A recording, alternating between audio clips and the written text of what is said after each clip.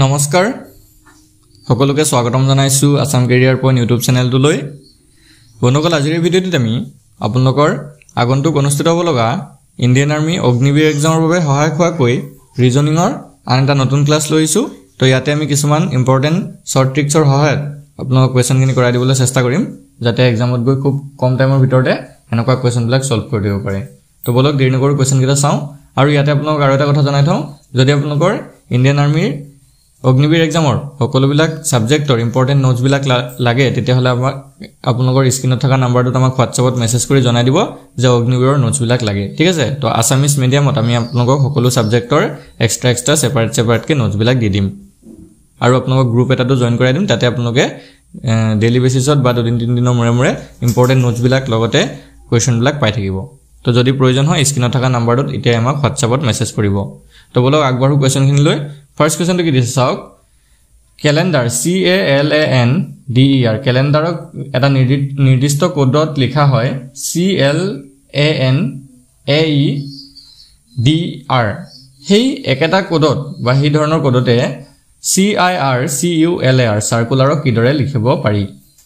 এতিয়া এনেকুৱা কোডিং ডিকোডিংৰ কোৱেশ্চনবিলাক আপোনালোকৰ আহি থাকে সো ভালকে অলপ মন দিব এতিয়া ক্যালেন্ডাৰক কেনেকৈ লিখিছে চাওক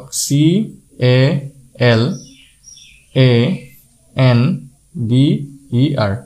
ক্যালেন্ডাৰক কেনেকৈ লিখিছে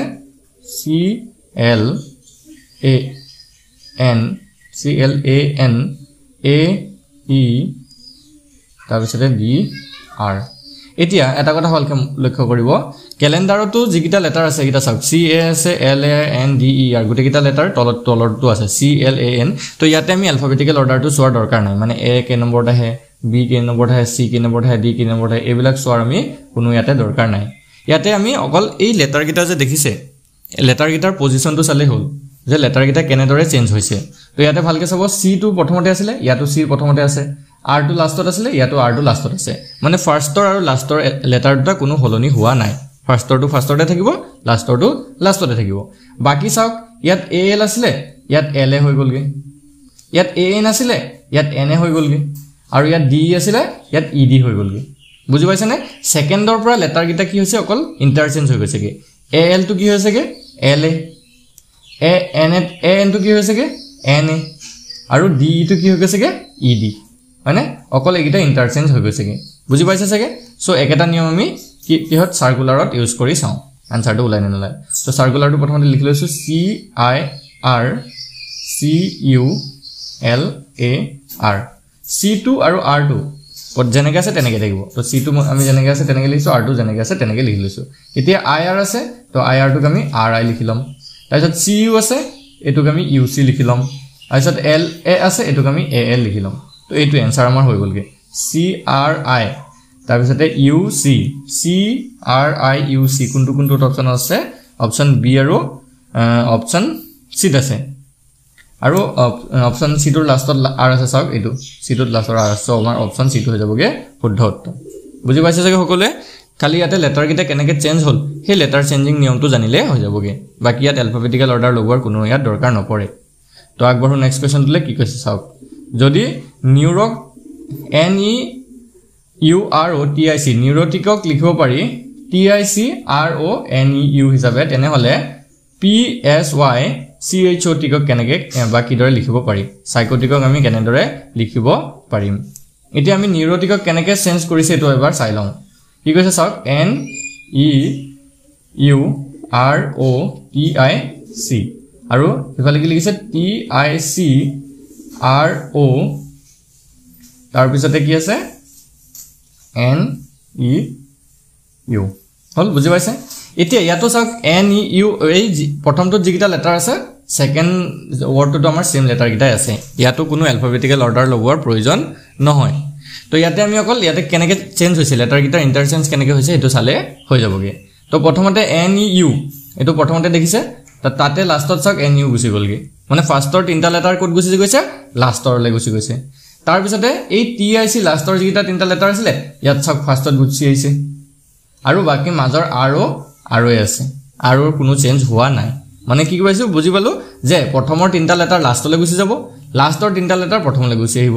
আৰু মাজৰ দুটা লেটাৰ সেম থাকিব হল তো তো তাতে যদি আমি তিনটা লেটাৰ পাওঁ তো চাওক আমাৰ উলিয়াব দিছে কি PSYCHO আৰু আছে TIC হলনে এতিয়া এই TIC আগত গুছি আহিলে TIC আৰু এতিয়া চাওক PSY তো লাষ্টত গুছি যাব PSY লাষ্টত গুছি গল বাকি মাজত কি থাকিলে CHO তো CHO তো মাজত বহুৱাই দিও এটো হৈ গল আমাৰ আনসাৰ এটো হৈ গল আনসাৰ বুজি পাইছে চাগে কলে তো এতিয়া কোনটোত আছে চাওক TIC তাৰ পিছতে CHO TIC CHO এইটো অপচন আছে বিট তো বি অপচনটো হৈ যাব শুদ্ধ উত্তৰ বি অপচনটো হৈ গল শুদ্ধ উত্তৰ বুজি পাইছে চাগে সকলে যদি বুজি পাইছে আপোনালোকে কমেন্টত ইয়েস বুলি লিখি জনাই দিবচোন আমি গম পাম যে আপোনালোকে বুজি পাইছে নেক্সট কোৱেশ্চনটো চাওক কি দিছে মহাৰাষ্ট্ৰ ভাৰতবৰ্ষ যদি হয় তেতিয়াহলে টেক্সাস কি হ'ব এতিয়া মহাৰাষ্ট্ৰৰ হৈতে ভাৰতবৰ্ষটো কেনেকৈ জড়িত হৈ আছে আৰু তেতিয়া টেক্সাসৰ হৈতে ইয়াৰ কোনটো অপচন মিল হ'ব এটা এটা কথা চাওক মহাৰাষ্ট্ৰ কি হয় ভাৰতবৰ্ষৰ এখন ৰাজ্য হয় বা এখন আমি চহৰ বুলি ক'ব পাৰো ঠিক আছে বা ৰাজ্যই হয় ভাৰতবৰ্ষ হৈছে এখন দেশ আৰু মহাৰাষ্ট্ৰখন হৈছে এখন ৰাজ্য এতিয়া টেক্সাসখনো কি হয় এখন ৰাজ্য হয় টেক্সাসখনো কি হয় এখন ৰাজ্য হয় তো এতিয়া এই টেক্সাসখন কোনখন দেশৰ ৰাজ্য হয় হেতু জানিলে হৈ গল কানাডাৰ হ'ব মেক্সিকোৰ হ'ব ব্ৰাজিল হ'ব নে আমেৰিকাৰ হ'ব সো মনত ৰাখিব টেক্সাসখন আমেৰিকাৰ হয় অপচন ডি হৈ যাব শুদ্ধ উত্তৰ তো এনেকুৱা বিলাকৰ কাৰণে হেকাৰণে আপোনালোকে অলপ ৰিজনিংৰ ধৰক ফেমাস কান্ট্ৰি বিলাকৰ নাম আৰু লগতে তাৰ ক্যাপিটেলস বিলাক আৰু অলপ দেশ বিলাকৰ নাম বিলাক মনত ৰাখিলে ভাল হয় ঠিক আছে তো আগৰ নেক্সট কোৱেশ্চন দিলে কি কৈছে চাওক কিতাপ যদি পুথিভঁৰাল হয় তেতিয়াহলে মাছ কি হ'ব কিতাপ যদি পুথিভঁৰালৰ সৈতে সম্পৰ্কিত হয় তেতিয়া মাছটো কাৰ লগত সম্পৰ্ক থাকিব পানী সাগৰ জাদুঘৰ নে একুৰিয়াম এতিয়া ভালকে চাব কিতাপ বিলাক পুথিভঁৰালত কেনেকৈ ৰখা হয় চাবচোন কিতাপ বিলাক পুথিভঁৰালত কেনেকৈ ৰখা হয় আমি জানো যে পুথিভঁৰালত ধুনিয়াকৈ সজাই ৰখা হয় হল এতিয়া মাছ বিলাক ক'ত সজাই ৰখা হয় হেতু চাব পানীতটো মাছ সজাই নাৰাখে কোনেও নৰমাল পানীত মাছ কোনেও সজাই নাৰাখে সাগৰটো মাছ সজাই নাৰাখে জাদুঘৰটো নাথাকে এতিয়া আমি জানো যে একুৰিয়াম হয় না নহয় একুৰিয়ামত মাছ বিলাকক ধুনিয়াকৈ সজাই ৰখা হয় সো আমাৰ অপচন ডি হৈ যাব শুদ্ধ উত্তৰ বুজি পাইছে চাগে মাছ বিলাকক ধুনিয়াকৈ একুৰিয়ামত সজাই ৰখা হয় যাতে পৰ্যটক বিলাক গলে তাতে চাব পাৰে মাছ বিলাকক সো অপচন ডি হৈ যাব ইয়াতে শুদ্ধ উত্তৰ তে নেক্সট তো চাওক AFK related to DIN তো NSX to কাৰ হৈতে ৰিলেটেড হ'ব এতিয়া ইয়াতে alphabetical order তো আমাৰ লগাব লাগিব কাৰণ আমি গম নাই পোৱা না AFK ৰ পৰা DIN কেনেকৈ হৈছে সো NSX ৰ পৰা কোনটো হ'বগে তো এতিয়া আমি কি কৰিব লাগিব alphabetical order তো লগাব লাগিব এতিয়া AFK এতিয়া AFK ৰ পৰা DIN কেনেকৈ হৈছে আমি একবাৰ চাই লওঁ DIN চাওক AFK যদি আমি alphabetical order ত যাওঁ A তো আহে 1 নম্বৰত F তো আহে 6 নম্বৰত আৰু K তো আহে 11 নম্বৰত বাকি DIN তো D তো আহে 4 নম্বৰত I তো আহে 9 নম্বৰত আৰু N তো আহে 14 নম্বৰত এটা চাওক 1 ৰ পৰা কি হৈছে 4 হৈছে 1 ৰ পৰা 4 মানে কি হৈছে +3 হৈছে 6 ৰ পৰা 9 মানে কি হৈছে +3 হৈছে 11 ৰ পৰা 14 মানে কি হৈছে +3 হৈছে তো গুটে কিটা কন্ডিশনত গম পাইছো আমি কি হৈছে তাৰ লগত 3 যোগ হৈ গৈ আছে তো একেটা কন্ডিশন আমি NXS ত লগাই দিম এটা চাওক NSX N তো আহে 14 নম্বৰত S তো আহে 19 নম্বৰত আৰু X তো আহে 24 নম্বৰত ঠিক আছে এটা 14 ৰ লগত যদি আমি 3 যোগ কৰো 14 ৰ লগত 3 যোগ কৰিলে হয়গে 17 19 ৰ লগত 3 যদি যোগ কৰো এটো হয়গে 22 আৰু 24 ৰ লগত যদি 3 যোগ কৰো এটো হৈ যাবগে 27 এটা 17 নম্বৰত কি আহে আমি জানো Q আহে 22 নম্বৰত কি আহে আমি জানো V আহে এটা 27 নম্বৰ থাকি গল তো 27 নম্বৰ আমাৰ এলফাবেট নাই কাৰণ 26 নম্বৰত আমি জানো যে 26 নম্বৰলৈকে Z আহে তো 27 নম্বৰ কোনো এলফাবেট না থাকে সো 26 ৰ পিছত কি আহে আমি জানো যে 26 ৰ পিছতে 27 আহে 26 ৰ পিছৰটো সংখ্যা 27 তো Z ৰ পৰা আমি আকৌ উল্টি ঘুৰি যাব লাগিব A ফলৰ পৰা মানে Z ৰ পৰা গৈ A পামগে সো আমাৰ 27 নম্বৰত আহিব A ঠিক আছে বুজি পাইছে 28 নম্বৰত আহিব B 29 নম্বৰত আহিব C এনেকৈ আমি আকৌ ঘুৰি যাব লাগিব মানে alphabetical order to আকৌ repeat hobo so 27 নম্বৰত আমাৰ কি আহিব A আহিব তো आंसर টো ওলাই গল QVA কোনটো অপচন আছে অপচন ডি আছে অপচন ডি টো হ'ব শুদ্ধ উত্তৰ বুজি পাইছে চাগে তো আগবাঢ়ো নেক্সট কোৱেশ্চন টোলে কি কৈছে চাওক তলত দিয়া শৃংখলাটোত প্ৰশ্নবোধক চিনৰ ঠাইত কি আহিব ঠিক আছে প্ৰশ্নবোধক চিনৰ স্থানত কোনটো সংখ্যা বহিব এতিয়া সংখ্যা কিটা চাওক ভালকে কি আছে 2 আছে 3 আছে 5 আছে 7 11 তাৰ পিছতে প্ৰশ্নবোধক চিন তাৰ পিছতে আছে 17 এতিয়া যদি সংখ্যা কিটা ভালদৰে লক্ষ্য কৰে আপোনালোকে হয়তো ধৰিব পাৰিছে চাগে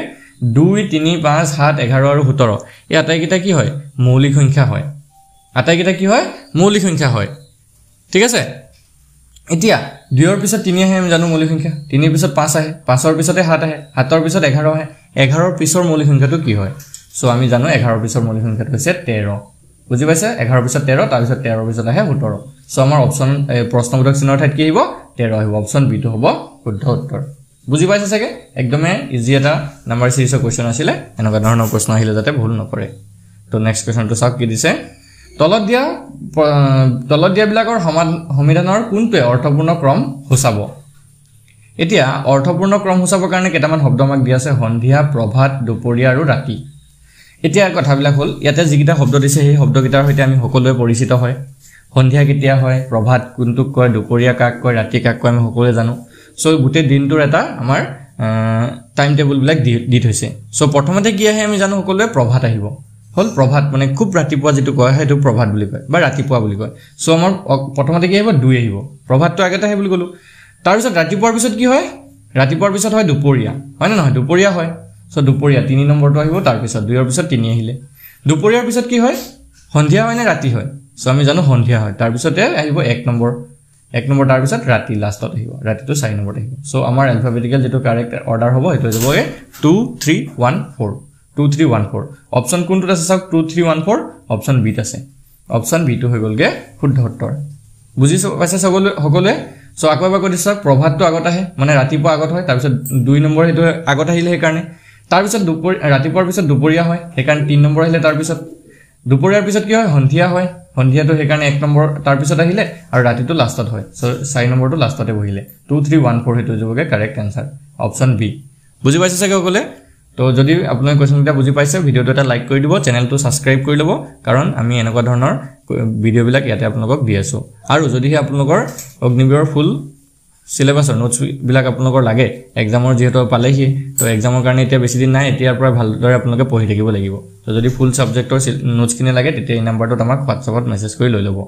8133840965 ঠিক আছে এই নম্বৰটোত WhatsAppত মেছেজ কৰি অগ্নিবীৰৰ সম্পূৰ্ণ নোটস কিনি লৈ লব সম্পূৰ্ণ নোটস কেৱল মাত্ৰ আপোনালোকে 150 টকাত পাই যাবগে